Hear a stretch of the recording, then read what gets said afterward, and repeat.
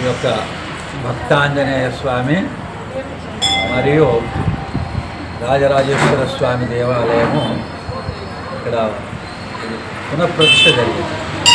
ముందు భక్తాంజనేయ స్వామి దేవాలయం సుమారు 50 సంవత్సరాల కిందనే ఇక్కడ ప్రతిష్ఠ జరిగింది. దాని తర్వాత మన యొక్క రోడ్ వైడింగ్లో ఆ దేవాలయము ఆ రోడ్లో పోయినాక ఆ దేవాలయాన్ని ప్రక్క జరిపి వీళ్ళ యొక్క చైర్మన్ ఈ యొక్క సుమారుగా ఒక 40-45 మంది దాకా వీళ్ళు ఇక్కడ మెంబర్స్ ఉన్నారు. వాళ్ళ యొక్క ఆధ్వర్యంలో ఆ భక్తాంజనేయ స్వామి దేవాలయము నిర్మించాలని చెప్పి వాళ్ళు కోరుకొని మళ్ళీ నా దగ్గరికే వచ్చారు. వెంకటేశ్వర స్వామి దేవాలయం కట్టాలా, ఇంకా ఏమైనా దేవాలయం కట్టాలా అంటే ఎన్ని దేవాలయం ఉన్నా కానీ మన యొక్క శంకరునికి ఎవరు కూడా సాటిరారు. కాబట్టి రాజరాజేశ్వర స్వామి దేవాలయం మన చుట్టుపక్కల ఎక్కడ లేదు. అంటే శివాలయం ఉంటుంది అని వివిధ పేర్లతో పిలుస్తూ ఉంటారు అన్నమాట.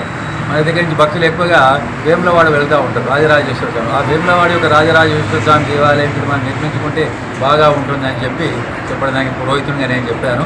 13 సంవత్సరాల కింద ఈ రాజరాజేశ్వర స్వామి దేవాలయము భక్తుల యొక్క సహకారంతో మా గుడి మెంబర్లందరూ కూడా కలిసి దాన్ని నిర్మించి ఆ యొక్క ప్రతిష్ఠ చేయడం జరిగింది. అప్పటి నుంచి కూడా భక్తుల సహకారంతో మనం ప్రతి సంవత్సరం కూడా ఈ యొక్క కార్యక్రమాలు జరుపుకుంటాం. అంటే ఇది మాఘశుద్ధ విధియ నాడే ప్రతిష్ఠ జరిగింది.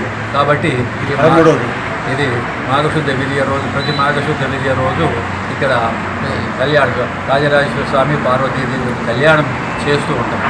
అంటే ఇది 13 సంవత్సరాల కింద నుంచి నడుస్తుందన్నమాట. ఇప్పుడు ఇది 13వ సంవత్సరము.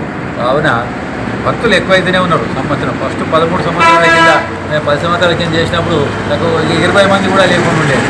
అట్లాంటిది వాళ్ళ 100 మంది కూడా వచ్చింది. ఆ రోజు కార్యక్రమాలు విష్ణు సహస్ర పారాయణము, తర్వాత ఇంకా వాళ్ళందరూ భక్తులు వచ్చి అవన్నీ చేస్తూ ఉంటారు. వాళ్ళ అన్నదాన కార్యక్రమం కూడా ప్రతి సంవత్సరం అన్నదాన కార్యక్రమం చేస్తుంటారు. సుమారుగా ఒక 500 మంది భక్తులు వాళ్ళ ఈజీగా వచ్చినట్టే ఉన్నది. వాళ్ళు ఎవరైతే భక్తులు వచ్చి మన యొక్క స్వామి దగ్గర వాళ్ళు దండాలు పెట్టుకుని ఏ కోరికలు కోరుకున్నా కానీ సుమారుగా అందరికీ కూడా కోరికలు తీరుస్తూనే ఉన్నాడు. కాబట్టి మన బేబీనగర్లో ఈ యొక్క రాజరాజేశ్వర స్వామి దగ్గరికి వచ్చినటువంటి వాళ్ళు మన ఊరోళ్ళే కాదు, ఊరోళ్ళు వస్తుంటారు. ఇక్కడికి మన దగ్గర కిరాయిలకు ఉండేటువంటి వాళ్ళు కూడా వచ్చి ఇక్కడికి వచ్చి వాళ్ళకి ముట్టులు చూసుకొని ఉంటూ ఉంటారు. కాబట్టి ఆ స్వామి వారికి 13 సంవత్సరాలకి మేము ఇంట్లో చూస్తాము. ప్రసమం జరుగుతుంది కాబట్టి మేము అట్లే చేస్తున్నాము.